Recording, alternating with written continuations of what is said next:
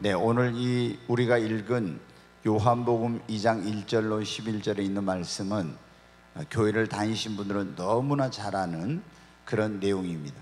우리를 구원하러 오신 하나님의 아들 예수 그리스도께서 30년 동안 마리아와 요셉의 아들로서 우리와 똑같은 인생을 사시고 30세가 됐을 때 요단강에 가서 세례 요한 선지자에게 세례를 받고 성령을 받아가지고 이제 죄인들을 구원하는 공생의 사역을 시작하셨습니다. 그런데 그 예수님께서 이 땅에 오셔서 수많은 기적을 베풀었는데 예수님이 행하신 오늘 이 내용은 첫 번째 기적의 내용입니다. 예수님과 그 어머니 마리아와 예수님의 제자들이 갈릴리 그 근처에 가나라고 하는 동네가 있는데 거기에 결혼식이 있는데 초대를 받아서 가게 되었습니다. 그런데 이 결혼식 잔치가 분위기가 한창 뜨거워지고 무르익고 있는 가운데서 예상치 못한 일이 일어났습니다. 그것은 이 잔치를 흥겹고 즐겁게 해주는 포도주가 떨어지게 된 거예요. 지금 같으면 전화 한 통하면 바로 배달이 되지만 그때는 어떤 잔치를 하려면 손수 포도주를 사람이 얼마나 올 것인가를 예상해 가지고 담궈놔야 되는데 이제 예상했던 인원보다 훨씬 하객들이 많이 와서 포도주가 바닥이 났으니 큰일이 난 것입니다. 그래서 그 사정을 알아차린 예수님의 어머니가 예수님에게 가서 말합니다. 저들에게 포도주가 없다고. 그러니까 예수님이 말씀하시길 어머니 내 때까지 이르지 않은 그것이 나하고 무슨 상관이 있습니까? 그러나 예수님 어머니 마리아는 그렇게 말씀하신 자기가 30년 동안 예수님과 한 집에서 자랐잖아요. 그리고 천사의 계시를 받은 네가 낳을 그 아들은 그냥 아들이 아니라 전능하신 하나님의 아들이라는 걸 천사에게 들었지 않습니까? 그래서 이 문제를 해결해 줄 수 있는 분은 예수님밖에 없다고 믿었어요. 그래서 하인들을 불러가지고 말합니다. 너희들 예수께서 무슨 말씀을 하시든지 그대로 하라. 그 예수님이 어머니 마리아의 믿음과 그 간청을 외면할 수가 없는 거예요. 그래서 하인들에게 너희들 가서 우물에서 물을 길러다가 돌 항아리 6에다가 물을 아귀까지 채우라 그런 거예요. 유대인들은 꼭 식사를 하기 전에 손발을 씻고 이게 이제 결례라고 하는데 식사를 하는데 사람들이 많이 와가지고 큰 돌 항아리 6이 있었는데 거기에 있는 물도 바닥이 다 나는 건데 예수님이 너희들이 우물에 가서 물을 길러다가 아귀까지 채우라고 하니까 이 하인들이 영문을 모르고 가서 열심히 물을 길러다가 이제 이 돌 항아리 6에 아귀까지 채웠어요. 그랬더니 예수님이 이것이 포도주라고 하면서 연회를 주관하는 연회장에게 갖다 주라는 거예요. 그런데 여러분 어떻게 돼요? 그 하인이 또 포도주를 맛보고 연회장이 깜짝 놀래가지고 무릎을 치면서 아니 내가 잔치집마다 다니면서 이렇게 연회를 주관해 봤지만 세상에 이렇게 맛있는 포도주는 처음이라는 거예요. 그래서 신랑을 불러가지고 말합니다. 사람마다 먼저 좋은 것을 내거든 나중에 취하면은 좋은 것인지 나쁜 것인지 모르니까 그때 낮은 것을 내거늘 그대는 지금까지 좋은 포도주를 두었도다 하면서 칭찬을 했어요. 여러분 오늘 이 말씀에 보니까 맹물 무가치하고 그리고 아무런 맛도 없는 이 맹물이 어떻게 돼? 가치 있는 포도주로 다른 사람에게 기쁨을 주는 포도주로 이런 변화되는 역사가 일어났죠. 사랑하는 여러분 오늘 이 본문의 말씀은 우리에게 어느 때 맹물과 같은 무가치한 우리 인생이 포도주와 같은 가치 있는 인생으로 아무런 기쁨이 없는 맹물과 같은 인생이 달콤한 포도주와 같은 인생으로 그리고 다른 사람에게 기쁨을 줄 수 있는 그런 인생으로 변화될 수 있는지를 주님께서 말씀해 주고 있어요. 제가 어제 주님이 이 본문을 주셔서 이 요한복음 2장에 있는 이 내용을 설교를 너무나 많이 했기 때문에 익숙한 본문은 설교자가 그리고 성도들이 너무 잘하는 내용은 설교를 하려면 좀 신이 안 나요. 그래서 주님 앞에 기도를 많이 하는데 주님께서 이 본문을 가지고 맹물이 포도주로 변화된 가치 없는 것이 가치 있는 것으로 기쁨이 이 맹탕 맹물인 이것이 기쁨을 주는 것으로 또 다른 사람을 즐겁게 하는 것으로 변화되듯이 우리가 변화된 새로운 인생, 이런 가치 있는 인생, 기쁨이 넘치는 인생, 다른 사람에게도 유익과 즐거움을 주는 인생이 되려면 어떻게 하는지를 이 본문을 통해서 설교를 하라는 거예요. 사랑하는 여러분, 여러분 변화된 새로운 인생을 살기를 원하십니까? 무가치한 인생에서 가치 있는 인생으로, 기쁨이 없는 인생에서 포도주와 같은 기쁨이 넘치는 인생으로, 다른 사람에게 전혀 유익이 되지 못한 인생에서 다른 사람에게 유익을 주는 인생으로 여러분도 변화되는 이런 역사가 있기를 주님의 이름으로 축원합니다. 사랑하는 여러분, 그러면 어느 때 우리 인생에 이 우리가 진보같이 한 인생이 가치 있는 인생으로, 무덤덤한 인생이 달콤한 인생으로, 다른 사람에게 기쁨과 즐거움과 유익을 주는 인생으로 변화될 수 있습니까? 여러분, 예수 그리스도를 내 안에 모실 때 이런 역사가 일어나게 되는 것입니다. 여러분, 성경에 보면 우리 인간을 뭐라면 질그릇이라고 이렇게 말씀을 하고 있어요. 왜 질그릇이라고 하냐? 우리 인간을 하나님이 지으실 때 무엇으로 지었어요? 흙으로 지었어요. 그래서 우리를 성경에 보면 질그릇은 정말 가치가 없는 것입니다. 그렇죠? 이게 금그릇, 은그릇은 가치가 있지만 질그릇은 깨어지기도 쉽고 가치도 없는 거예요. 그런데 여러분, 그 질그릇 안에다가 보배를 담아놓으면 어떻게 돼요? 그 그릇의 가치가, 값어치가 완전히 달라지는 거예요. 그 안에 뭐를 담느냐에 따라서. 그런데 성경은 이렇게 말씀하고 있습니다. 고린도후서 4장 7절 말씀입니다. 같이 읽습니다. 우리가 이 보배를 질그릇에 가졌으니 이는 심히 큰 능력은 하나님께 있고 우리에게 있지 아니함을 알게 하려 함이라. 우리가 이 보배를 질그릇에 가졌으니 이 보배는 누구냐면 바로 예수 그리스도이십니다. 우리가 질그릇인데 질그릇인 우리 안에 이 보배를, 예수님을 영접하는 사람은 보배를 가진 것입니다. 예수 안에 뭐가 있습니까? 구원이 있습니다. 예수 안에 영생이 있습니다. 예수 안에 소망이 있습니다. 예수 안에 기쁨이 있고 예수 안에 천국이 있는 것입니다. 그래서 이 예수님을 성경은 보화 중에 보화, 보배 중에 보배라고 하는 거예요. 골로새서 2장 3절에 있는 말씀 같이 한번 읽겠습니다. 그 안에는 지혜와 지식의 모든 보화가 감추어져 있느니라. 아멘. 예수님 안에는 하나님의 지혜와 지식, 그리고 모든 보화가 여러분 그 안에 다 들어 있습니다. 그래서 질그릇 같은 이런 존재이지만 예수님을 내가 내 안에 모시게 되면 무가치한 내 인생이 겉으로 볼 때는 별 볼 일 없는 것 같아도 예수님 믿는 사람은 그 보배이신 예수님으로 말미암아 그 인생의 가치가 여러분 달라지게 되는 것입니다. 여러분 안에 예수님을 모시고 있습니까? 예수님을 아직 모시지 않는 그런 분들이 있다면 예수님을 모시기를 바랍니다. 우리가 예수님을 모시면 예수는 우리에게 뭘 줍니까? 아무런 인생에 기쁨이 없고 정말 인생의 그런 어떤 즐거움이 무엇인지를 모르고 살아가는 그런 사람에게도 예수는 구원의 기쁨을 주십니다.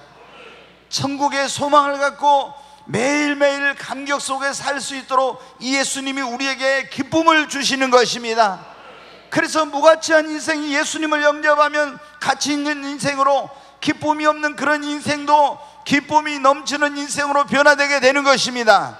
그리고 예수님을 영접한 사람은 이제는 다른 사람에게 유익을 주고 기쁨을 주는 그런 삶으로 변화가 되게 되는 것입니다.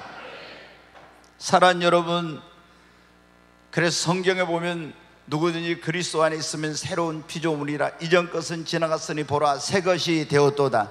우리가 예수님을 믿으면 우리는 새로운 피조물로 거듭나고 이 보배로 오신 예수님으로 말미암아 우리 인생은 가치 있는 인생으로 바뀌어지는 것입니다. 그리고 예수님이 주시는 기쁨으로 우리는 기쁨이 넘치는 인생을 살게 되고, 예수님을 모신 사람은 이제 다른 사람에게 복음을 전하여 영혼을 구원하고 다른 사람에게 위로를 주고 소망을 주고 기쁨을 주는 그런 새로운 삶을 살게 되는 것입니다. 여러분, 지금 경기도에 가면은 하늘산 기도원이라고 하는 유명한 기도원이 있어요.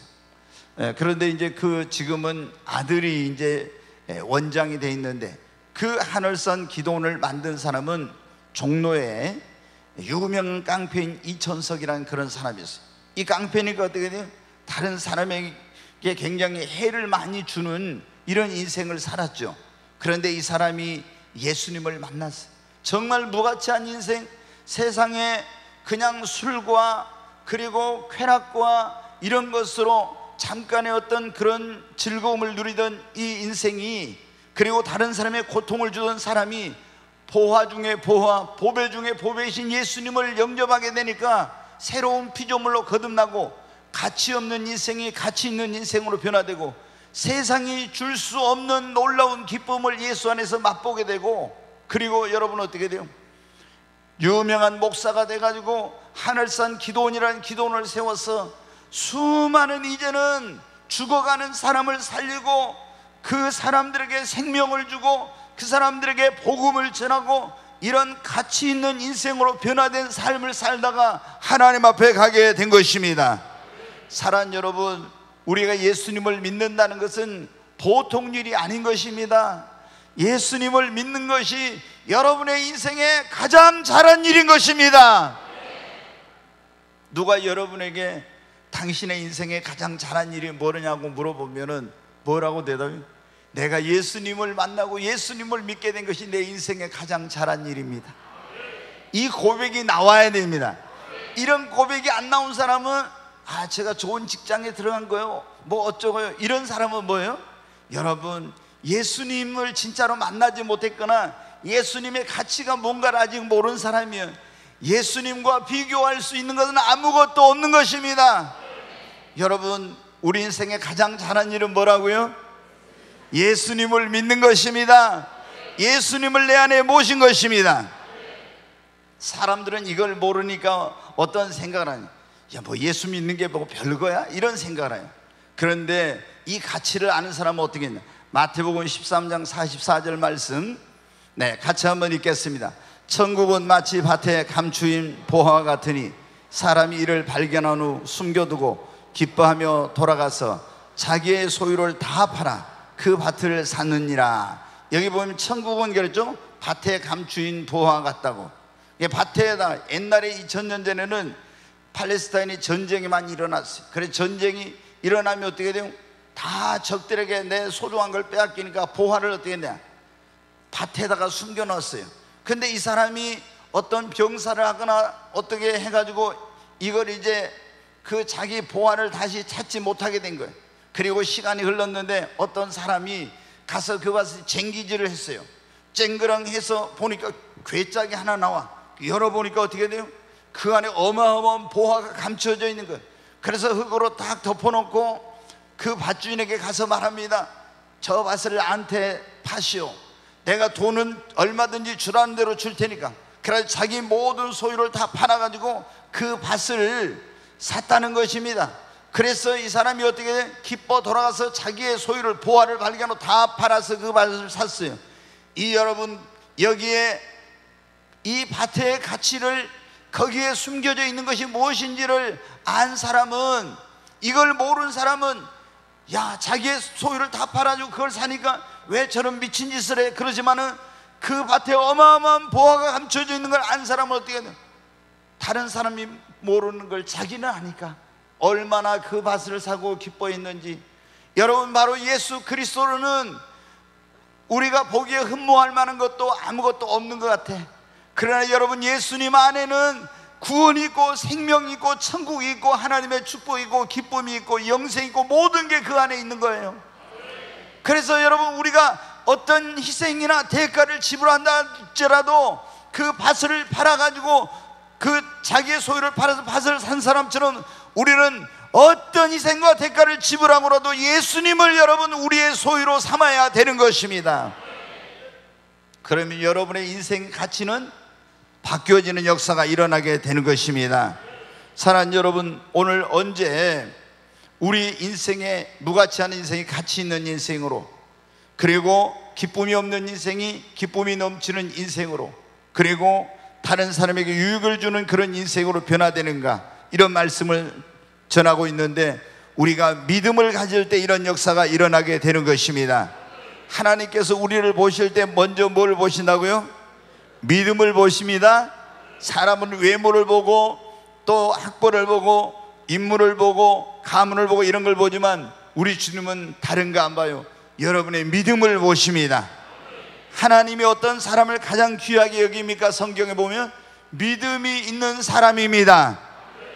히브리서 11장을 믿음의 장이라고 하는데 거기 보면 에녹은 믿음으로, 노아는 믿음으로, 아브라함은 믿음으로, 아벨은 믿음으로, 또 이삭은 믿음으로, 요셉은 믿음으로, 야곱은 믿음으로, 모세는 믿음으로, 아브라함은 믿음으로. 다 여러분 거기에 보면 하나님께 축복받은 사람들, 하나님께 쓰임받은 사람들, 유익한 인생을 살았던 사람들의 이름이 쭉 다 나오는데 무엇으로 그렇게 되었다고요? 믿음으로. 아멘. 네, 믿음으로 그렇게 된 거예요. 제가 성경을 읽다가 히브리서 11장을 읽으면서 그래, 구약의 이 쭉 하나님의 그러는 믿음의 선진들에 대해서 나오는데 왜 하나님이 이 사람을 쓰셨고 왜 축복해 주셨고 왜 이 사람이 이런 복을 받았고 이렇게 되었는지 그걸 보니까 딱 결론이 하나더라고요. 믿음으로. 아멘. 여러분, 이 세상에 가장 가치 있는 것, 가장 귀한 것이 뭐냐면 금보다 귀한 것, 은보다 귀한 것이 여러분 믿음입니다. 하나님은 어떤 사람을 귀하게 여기고 어떤 사람을 귀하게 쓰시고 축복해 주시는 믿음의 사람인 것입니다. 여러분, 믿음의 가치, 내가 믿음이 증가하면 내 인생의 가치가 달라지는 것입니다. 여러분이 지금 믿음이 없으면 여러분은 하나님 볼 때 그렇게 가치 있는 사람이 아니야. 그러나 여러분이 점점 믿음이 증가하고 더 믿음이 성장하고 내 믿음이 커지게 되면 여러분은 가치 없는 인생에서 점점 더 가치 있는 인생으로 바뀌어지는 역사가 일어나는 거예요. 믿음이 증가하면 여러분 기쁨도 증가합니다. 믿음이 있는 사람이 하나님께 축복을 받고 하나님의 축복의 통로로 다른 사람에게 유익을 주게 되는 것입니다. 우리가 아브라함을 믿음의 조상 또는 축복의 조상이라고 말하거든요. 근데 아브라함이 처음에는 어떻게, 이 사람이 유프라테스 강가에서 갈대아 우르라는 그곳에서 자기 아버지 데라와 함께 우상을 만들어 가지고 있잖아. 조각하고 이런 걸 해가지고 빚어가지고 팔아서 먹고 살던 사람이에요. 근데 어느 날 하나님을 만나게 돼요. 아, 그래, 여호와 하나님이 진짜 살아계신 하나님인 걸 알게 되고 우상을 버리고 하나님을 이제 섬겨요. 그리고 점점 이 사람이 믿음의 시련과 연단의 과정을 거치면서 믿음이 성장하고 또 성장하고, 그래서 나중에 어떻게 믿음의 조상이 되더니 믿음이 커지니까 축복의 조상이 돼. 여러분, 얼마나 가치 있는, 무가치한 인생에서 가치 있는 인생으로 얼마나 그런 큰 축복을 받고 다른 사람에게 유익을 주는 축복의 통로가 되는 삶을 살았는지 모르면, 무엇 때문에? 믿음으로 말미암아. 여러분, 우리가 여호수아서에 보면은 여리고성의 그 성벽 위에서 술을 팔고 웃음을 팔고 노래를 하고 그렇게 하면서 기생으로 살아가는 한 여인이 나오면 라합이라고. 근데 이 여인이 이 여호수아가 보낸 정탐꾼들, 그들을 영접해 줍니다. 믿음으로. 하나님에 대한 소문을 들었어요. 그리고 그때부터 이제 믿음으로 살기 시작합니다. 그런데 이 비천한, 정말 가치 없는 술 팔고 몸 팔아내버리면 웃음을 팔고 이렇게 정말 그런 살던 너무나 비천한 기생이었던 라합이 그 이스라엘의 살몬이라고 하는 사람과 결혼을 해가지고 예수 그리스도의 조상이 되고 그 온 집을 구원하는 이런 놀라운 축복을 받고 자자손손 대대로 그 축복을 물려주는 이런 사람으로 변화됩니다. 어떻게 이런 역사가 있는? 믿음으로 말미암아 이런 역사가 일어나게 된 것입니다. 사랑하는 여러분, 여러분이 가치 있는 인생, 기쁨이 넘치는 인생, 다른 사람에게 즐거움을 주는 축복의 통로가 된 인생을 살고 싶다면 믿음을 키우고 믿음의 사람이 되시기를 주의 이름으로 축원합니다. 항아리, 이 돌 항아리 6에다 물을 가득 채우듯이 여러분의 안에, 심령 안에 하나님, 여러분 믿는 믿음, 그 믿음을 키워서 여러분의 안에 믿음을 가득 채우시기를 바랍니다. 내 안에 믿음이 채워지면 놀라운 역사가 일어나게 되는 것입니다. 믿음의 역사, 믿음에는 능력이 있거든요.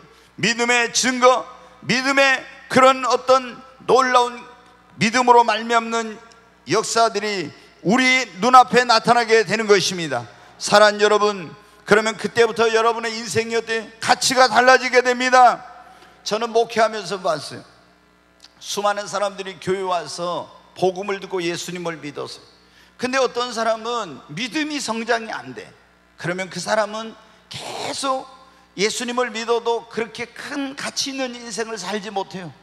그리고 예수님을 믿지만은 늘 염려와 걱정, 근심 속에 벗어나지 못하고 조금만 문제가 생겨도 근심하고 또 무슨 안 좋은 일이 생길까 불안해하고 이럽니다. 그리고 다른 사람에게 유익을 주는 이런 삶을 못 살아요. 그런데 여러분은 어떤 사람은 교회 와서 예수님을 믿고 계속 믿음의 말씀을 들으면서 믿음이 성장해 가면서 어떻게 돼요? 그 사람의 인생의 가치가 달라지는 거예요. 그리고 어떤 환경과 상황 속에서도 기쁨을 누리고 그리고 다른 사람들에게 그런 유익을 주는 축복의 통로로 쓰임받는 이런 사람들을 보게 됩니다. 사랑하는 여러분, 여러분이 변화된 새로운 인생을 살기를 원하면 믿음을 가지시고 여러분의 믿음을 성장시키시기를 주님의 이름으로 축원합니다. 세 번째로 여러분, 우리가 이렇게 가치 없는 인생에서 가치 있는 인생으로, 기쁨이 없는 인생에서 기쁨이 넘치는 인생으로 다른 사람에게 유익을 주는, 기쁨을 주는 그런 삶을 살려면 하나님의 말씀과 기도로 여러분 채워야 되는 것입니다. 내 심령 안에 하나님의 말씀을 채우고 기도의 분량을 아기까지 채우면 그때부터 내 인생에 놀라운 변화가 일어납니다. 여러분 한번 따라서 할게요. 내 심령 안에 하나님의 말씀을 채우고 기도의 분량을 아기까지 채우면 내 인생에 놀라운 변화가 일어납니다. 아멘. 맹물을 아기까지 채우니까 뭐로 변화됐어요? 포도주 변화됐죠. 맹물이 아기까지 차니까 예수님이 채우라고 해서 채웠어요. 여러분, 우리가 주님의 말씀대로 우리가 하나님의 말씀을 우리 심령 안에 채우면은 놀라운 변화가 일어나는 것입니다.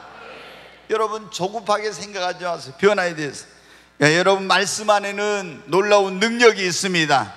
어떤 능력이 있어요? 말씀 안에는 우리를 변화시키는 능력이 있어요. 그래서 우리가 하나님의 말씀을 매일 읽고 묵상하고 또 이 말씀을 듣고 이러면서 내 심령 안에 하나님의 말씀을 채우게 되면 먼저 내가 변화되고 여러분 내 인생이 변화되고 이런 역사가 여러분 일어나게 되는 것입니다. 시편 1편 2절로 3절에 있는 말씀 한번 같이 읽겠습니다.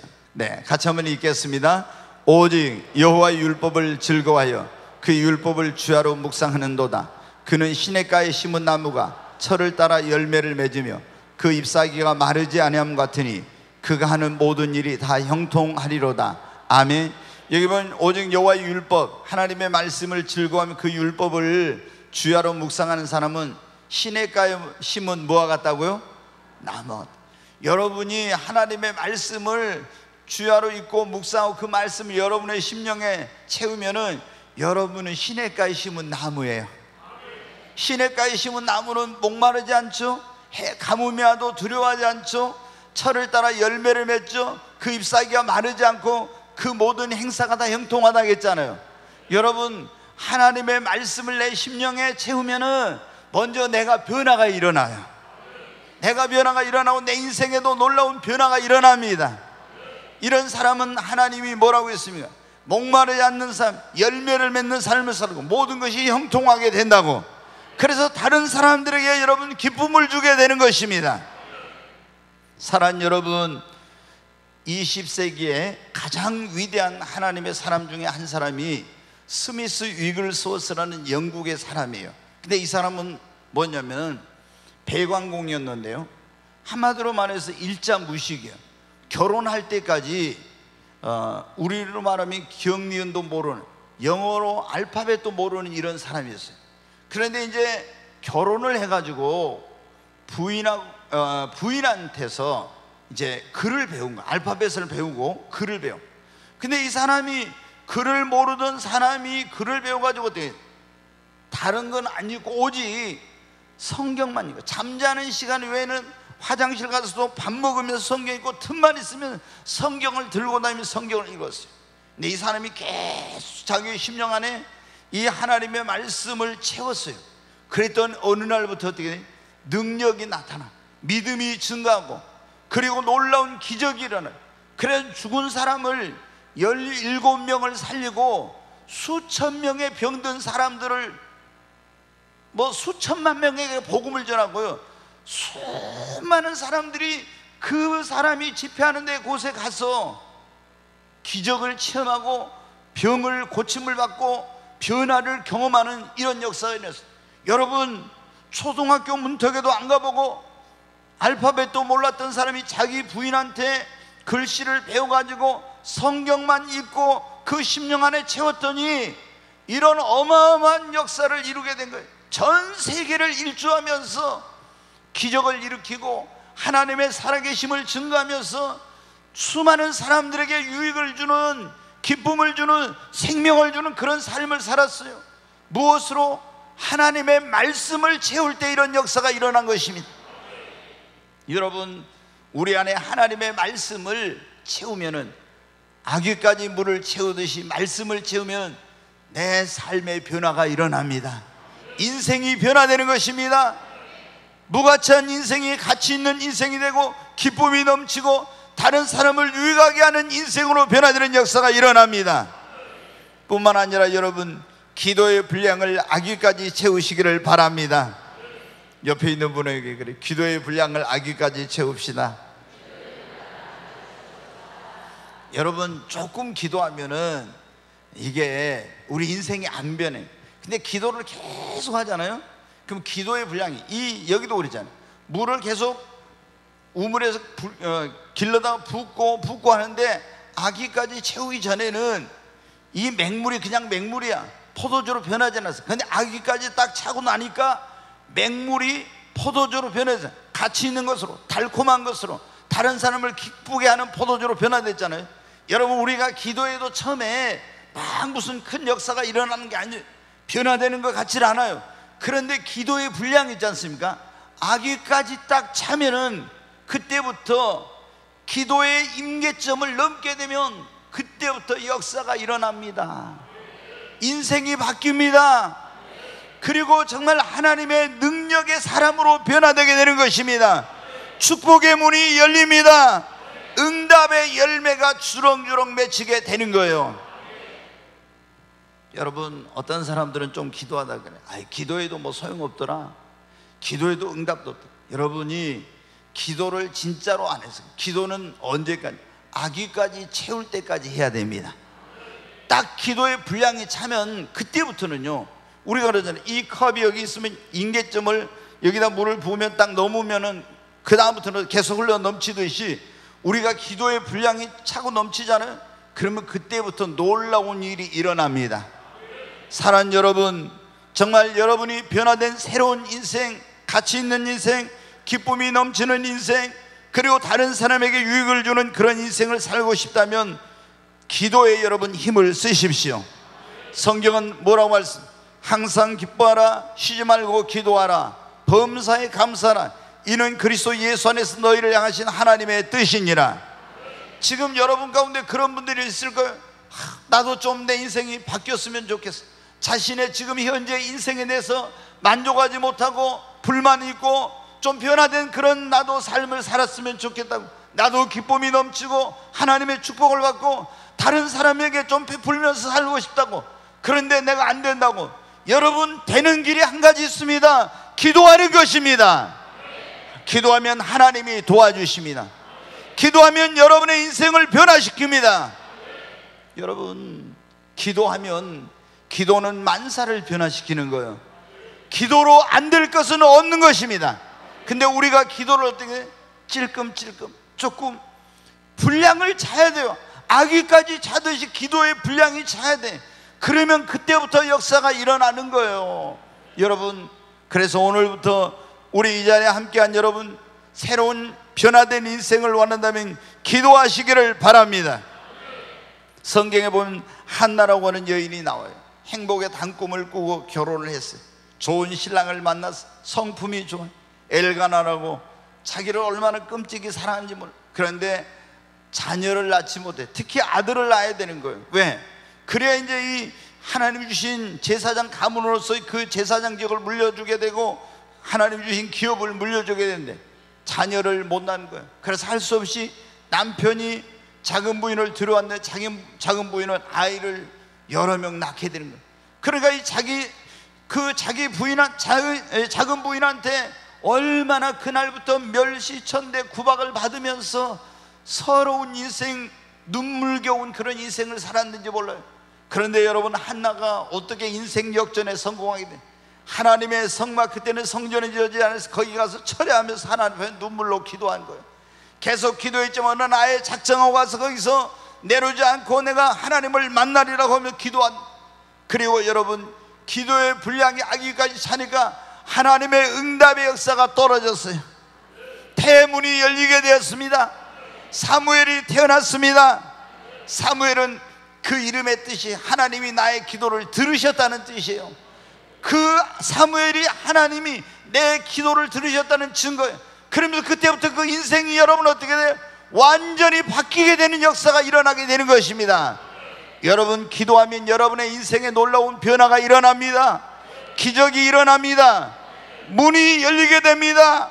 축복의 문도, 사업의 문도, 대문도, 여러분 직장의 문도, 닫힌 문들이 열리게 되는 것입니다.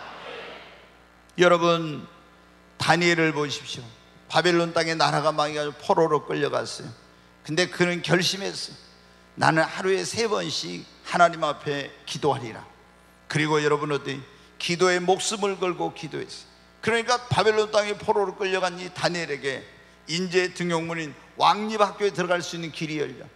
백이 있는 것도 아니고 무슨 아무것도 없는데, 그리고 여러분 또 왕이 꿈을 꿨는데 해석을 못하는데 그 꿈을 해석해가지고 이 바벨론 세계를 지배한 나라의 박사들의 가장 우두머리 박사장이 돼요. 나중에는 여러분 총리가 됩니다. 바벨론이 멸망하고 페르시아가 또 세계를 제패할 때도 거기에 수석 총리가 됩니다. 그런데 여러분, 이 모든 인생, 포로로 끌려간 그런 정말 이제 비천한 인생이 어떻게 이런 놀라운 인생 역전에 성공하고 다른 사람에게 유익을 주고 이런 축복을 받고 기쁨이 넘치는 그런 삶을 살게 되었습니다. 다른 거 하나도 없어요. 오직 기도, 하나님 앞에 하루에 3번씩 시간을 정로 목숨을 걸고 기도하니까 하나님이 역사하는 거예요. 사랑하는 여러분, 변화된 새로운 인생을 살길 원하면 하나님의 말씀을 여러분의 심령에 가득 채우시기를 바랍니다. 기도의 분량을 아기까지 채우시기를 주님의 이름으로 축원합니다. 여러분, 우리가 가치 없는 인생에서 가치 있는 인생으로, 기쁨이 없는 인생, 기쁨이 넘치는 인생으로, 다른 사람에게 유익을 주는 그런 인생으로 변화되려면 성령의 충만함을 받아야 됩니다. 여러분, 성령 충만함을 받으면요, 새 사람이 됩니다. 네, 사무엘상 10장 6절에 있는 말씀을 한 절 우리 한번 같이 읽겠습니다. 내게는 여호와의 영이 크게 임하리니 너도 그들과 함께 애언을 하고 변하여 새 사람이 되리라. 여기 보면 내게, 사울에게 하는 말이에요. 하나님의 영, 성령이 내게 크게 임할까? 크게 임하면 네가 애언도 하고 변화해서 뭐가 되리라? 새 사람이 되리라. 여러분, 성령 임하면 새 사람이 됩니다. 성령 임하면 기쁨이 충만합니다. 왜? 성령님은 희락의 영이요. 그래서 여러분, 우리 안에 성령 임하면 하나님의 나라가, 천국이 이루어집니다. 성경에 그러죠. 하나님의 나라는 먹고 마시는 것이 아니라 성령 안에서 의와 평강과 희락이라. 네, 저 하늘에 천국이 본점이 있죠. 그런데 우리가 이 성령님을 모시게 되면, 성령이 우리 안에 임하면은요, 내 심령 안에 심령 천국이 이루어집니다. 우리 가정에 성령님 하면 가정 천국이 이루어지고, 교회에 성령님 하면 교회 천국이 이루어지는 거예요. 여러분, 그래서 기쁨이 넘쳐. 천국의 특징이 거잖아요. 기쁨이 넘친다는 거. 근데 그 기쁨이 넘치려면, 그런 인생을 살려면, 우리가 새 사람 된 가치 있는 인생을 살고 그러려면 성령을 받아야 됩니다. 그리고 하나님께 쓰임 받는 사람이 되는 것입니다. 사사시대에 보면은 성경에 이스라엘이 왕들이 있기 전에 사사라는 사람들이 나라를 다스렸어요. 근데 이 사람들이 대부분 어떤 사람은 목자예요. 소 몰고 다니고 다 이 사람들이 뭐냐면 거의 별 볼 일 없는 사람들, 한마디로 말해서. 그런데 이 사람들에게 하나님의 영이, 성령이 딱 임하니까 어때요? 그 다음부터 이 사람이 변화해서 놀라운 그런 인생을 살고 나라를 위기에서 구하고 이런 일이라. 예수님의 여러분 12제자를 보세요. 그 12제자 가운데서 특별히 뭐 공부를 많이 하고 이런 세상적으로 뛰어난 사람이 없어요. 다 어떻게 돼? 갈릴리 바다에서 물고기 잡던 어부, 뭐 세무서 직원, 막 다 이런 진짜 세상 그 기준으로 보면 별 볼 일 없는 사람들입니다. 그런데 이 사람들이 어떻게 정말 가치 있는 인생, 기쁨이 넘치고 많은 영혼을 구원하는 이런 일을 하게 되었습니다. 예수님을 만나고 오순절날 성령 받아가지고 그러게 된 것입니다. 사랑하는 여러분, 우리가 하나님의 영이 임하면 새 사람이 됩니다. 인생이 바뀌고 하나님께 쓰임받는 역사가 일어나게 되는 것입니다. 성령 받은 사람은 어디를 가든지 귀하게 여김을 받습니다. 성령 받은 사람은 쓰임을 받습니다. 한번 볼까요? 네, 창세기 41장 38절로 41절. 창세기 41장, 네, 한번 같이 읽겠습니다. 바로가 그의 신하들에게 이르되 이와 같이 하나님의 영에 감동된 사람을 우리가 어찌 찾을 수 있으려 하고, 요셉에게 이르되 하나님이 이 모든 것을 내게 보이셨으니 너와 같이 명철하고 지혜 있는 자가 없도다. 계속해줘요. 너는 내 집을 다스리라. 내 백성이 다 내 명령에 복종하리니 내가 너보다 높은 것은 내 왕자뿐이니라. 바로가 또 요셉에게 이르되 내가 너를 애굽 온 땅의 총리가 되게 하노라 하고. 여기 지금 보면 바로 애굽의 그 왕인 바로가 요셉에게 너는 총리가 되라고 합니다. 자, 38절 말씀 다시 한번 띄워줘요. 여기 보면 바로가 꿈을 꿨는데 그 꿈을 해석을 못했어요. 그래서 아무도 해석을 못하는데 술 맡은 관원장이 그 경호실장 보디발의 집에 어떤 왕에게 잘못을 해가지고 거기 정치범 수용소에 갇힌 적이 있었네요. 거기에 요셉이 이제 갇혀 있을 때 이 술 맡은 관원장과 떡 맡은 관원장이 꿈을 꾸었을 때 해석을 해줬는데, 이 복직이 된 이제 이 술 맡은 관원장이 그 바로 왕에게 요셉을 말을 합니다. 그래서 요셉이 이제 바로 왕 앞에 가서 바로 왕이 꾼 꿈을 해석을 해줘요. 앞으로 이 애굽에 7년 동안 큰 풍년이 들고 또 이 풍년이 끝나면 흉년이 7년간 들게 될 것이라고. 그러니 창고를 풍년이 들었을 때 많이 지어가지고 양식을 저축해서 이 위기의 때를 대비하라고 그럽니다. 그러니까 바로가 그 설명을 듣고 어때요? 그의 신하들에게 이르되 이와 같이 하나님의 영에 감동된 사람을 우리가 어찌 찾을 수 있으리요? 요셉은 어떤 사람이에요? 하나님의 영이 함께하는 사람이에요. 여러분, 그러니까 애굽의 노예로 팔려갔다가 보디발의 집에서 그 집에 축복의 통로가 됐는데 보디발의 아내가 성적인 유혹을 하는데 물리쳤더니 누명을 씌워가지고 감옥에 보냈는데, 여러분 어떻게 됩니까? 이 하나님의 영이 함께하는 사람은 하나님이 어디를 가든지 그 사람을 존귀케 해주시고 높여주십니다. 다니엘도 여러분 기도도 많이 했지만요, 다니엘이 그렇게 귀하게 쓰임을 받고 축복을 받는 비결이 뭐냐? 다니엘서 4장 8절로 9절에 있는 말씀, 같이 한번 읽습니다. 그 후에 다니엘이 내 앞에 들어왔으니 그는 내 신의 이름을 따라 벨드사살의 이름한 자요 그의 안에는 거룩한 신들의 영이 있는 자라. 내가 그에게 꿈을 말하여 이르되, 여기 보면은 거기 다시 벨드사살이라고 이제 이름을 이 느부갓네살이 바꿨어요. 그런데 그의 안에는 거룩한 신들의 영이 있는, 다시 말해서 뭐를 모시고 있는 사람이에요? 성령이 함께하는 사람이라는 거예요. 여러분, 성령이 함께하는 사람은 성령으로 말미암아 그 인생이 완전히 달라집니다. 그리고 기쁨이 넘치게 됩니다. 성령 받은 사람이 하나님께 쓰임을 받고 다른 사람에게 유익을 주는 거예요.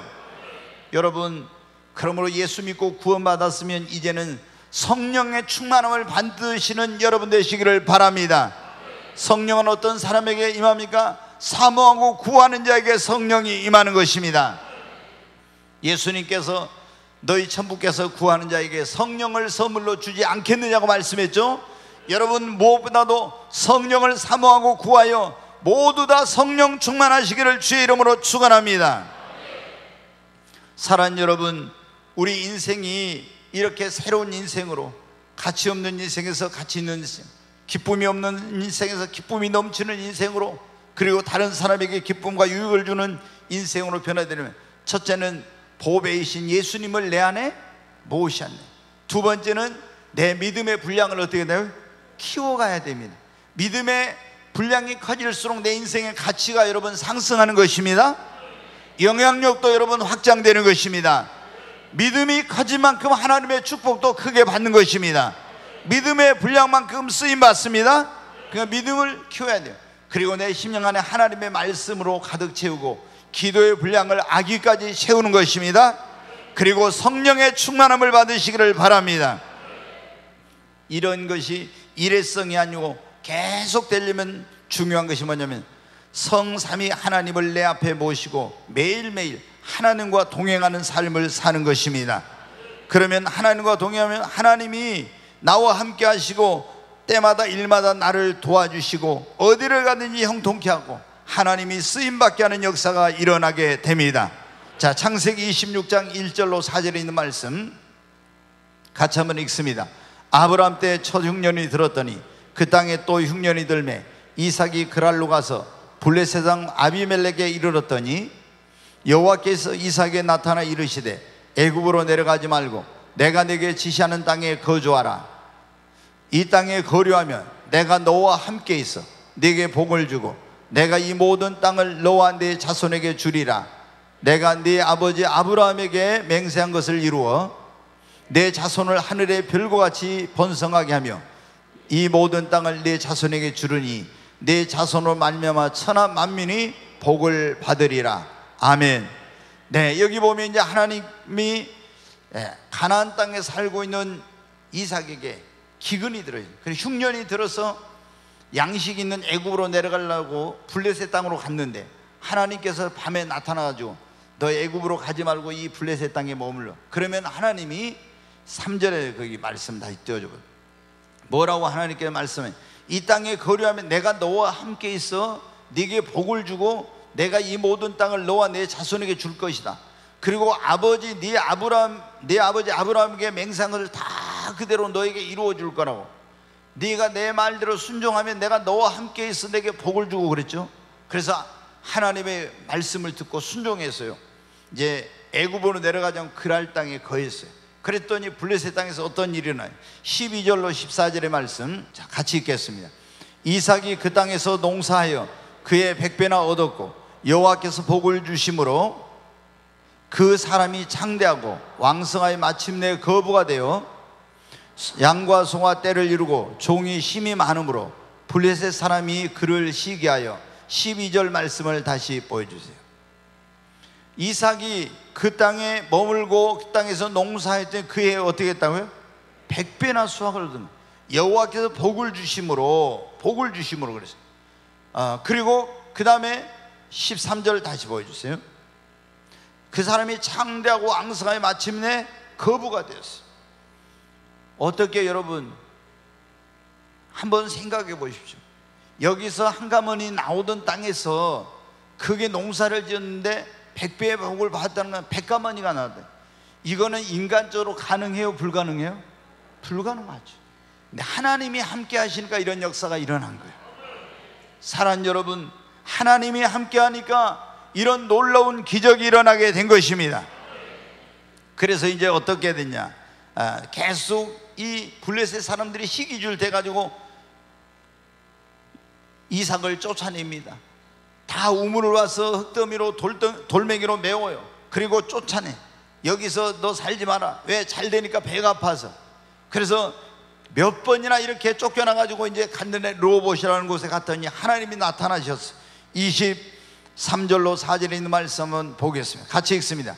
이삭이 거기에서부터 브엘세바로 올라갔더니 그 밤에 여호와께서 그에게 나타나 이르시되 나는 내 아버지 아브라함의 하나님이 두려워하지 말라.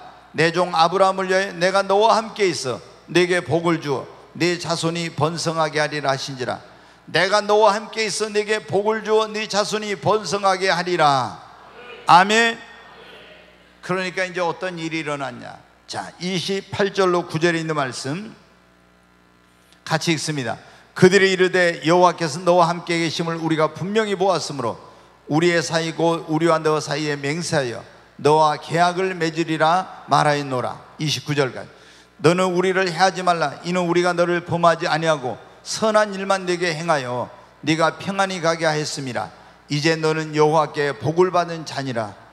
블레셋 왕이 거기 있는 군사령관하고 이 이삭을 찾아와서 그런 거예요. 28절에 보죠. 뭐라고 했냐.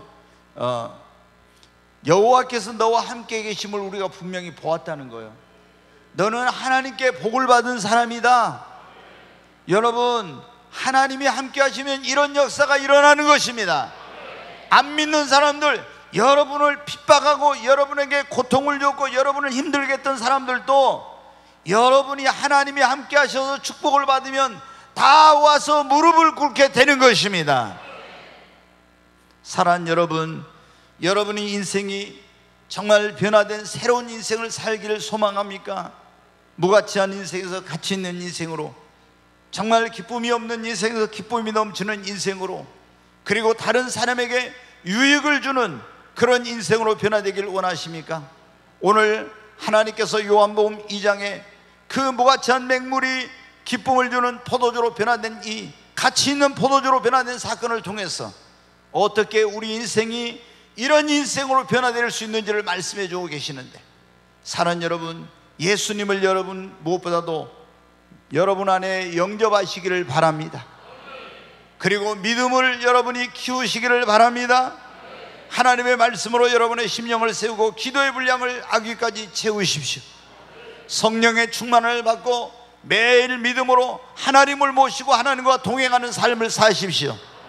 그러면 여러분의 인생에도 이런 놀라운 변화의 기적이 일어나게 될 줄로 믿습니다.